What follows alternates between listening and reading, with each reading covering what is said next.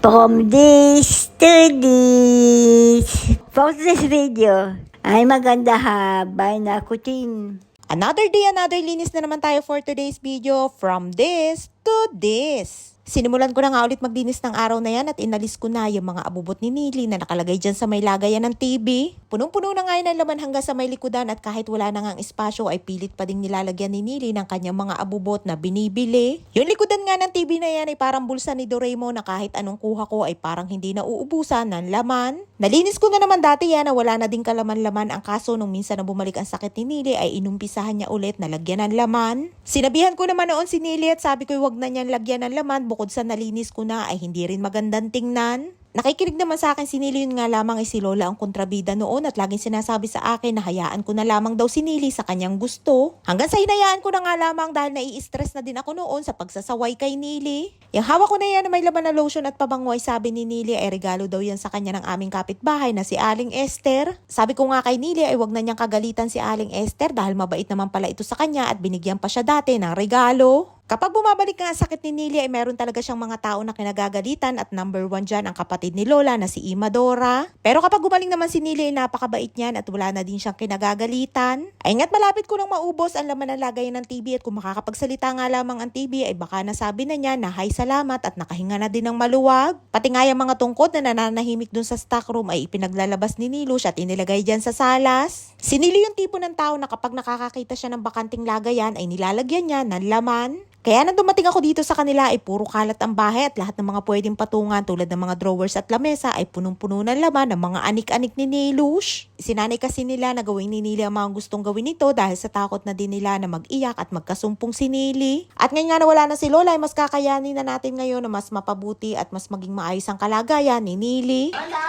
Ken, umita ko yung aba.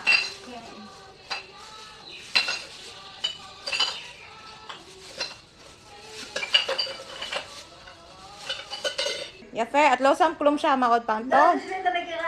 Ani sam, atlo sa ani nakiti siya matlo sam klum to. At ay nga sabi ko kay Nili ay nalinis ko na yung lagayan ng TV at wag na niya ulit lalagyan ng kahit ano. At sabi niya ay okay daw at ilagay ko na lamang daw dyan sa may drawers yung aking mga inalis.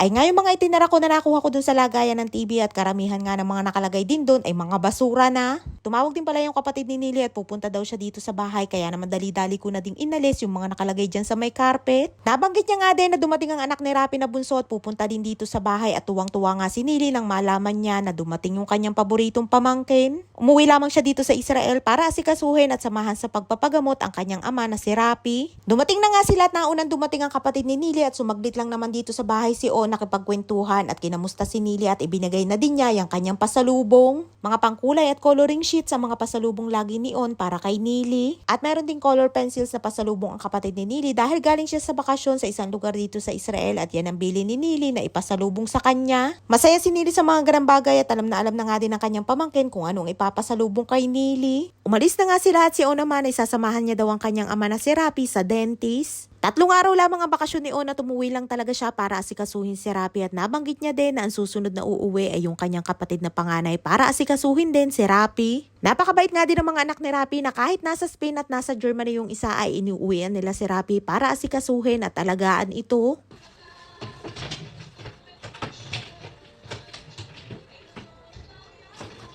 Ay nga't sa kakabukas at sara ni Nilush ng mga drawers dito sa bahay ay halos mga masira na. At nang makalis nga sila ay tinuloy ko na ulit ang aking paglilinis at may nakita pa nga ako na album ni Nilush. Ken, lihat kabat kamar ko. Munay sret, yaw pamihod na ko. Ken, biya siya shinay, biya mo ya shinay yate. Biya agam ya siya shinay yate. Naraya fe.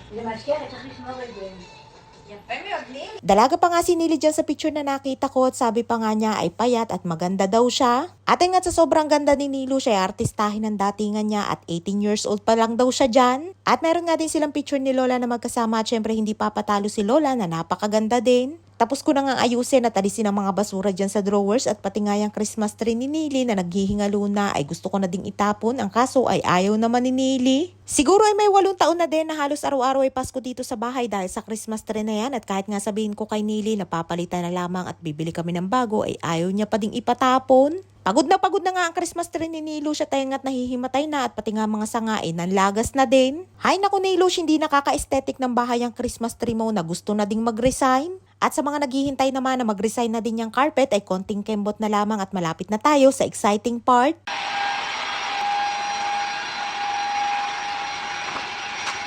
Ang kaso ay mas nauna nang nag-resign yung vacuum at mukhang nag-overheat na at hindi na mabuhay. Kaya ang ending ay mano-mano na lamang. Street sweeper yarn. Sa haba nga ng tangkay ng aking pangwalis ay parang street sweeper ang aking datingan. Ate nga si Nilush at busy sa pagkikilay at ang lagayan nga ng kanyang mga pangkilay ay sa bote ng yogurt drink. Puno nga yan ng laman at pati nga yung ibang mga lipstick at mga pangkulay ni Nili ay nilalagay niya din sa bote ng yogurt drink at Ensure. At dahil basura din yung bote na yan ay hindi natin yan palalampasin at kailangan ding itapon at ipalilipat ko na lamang kay Nilush yung mga laman. Bukod nga sa pakilay may palipstick din si Nilush at minsan nga kapag nagigising yan sa gabi ay naglalagay din ng lipstick. Kaya minsan pagising ko sa umaga ay akala mo'y nasuntok ang nguso at awa sa labi ang lipstick na pulang-pula. Otobot anak, lotaki, pelotaki, lotiki, pelotiki.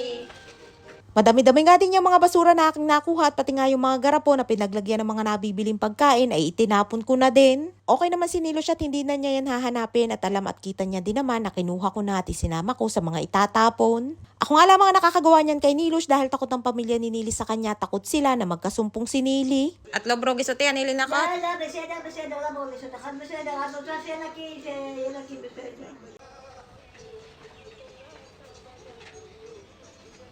Pero ko na dahil siya mo sa labagi. Wish do peroti. Eh, may shudo kerota.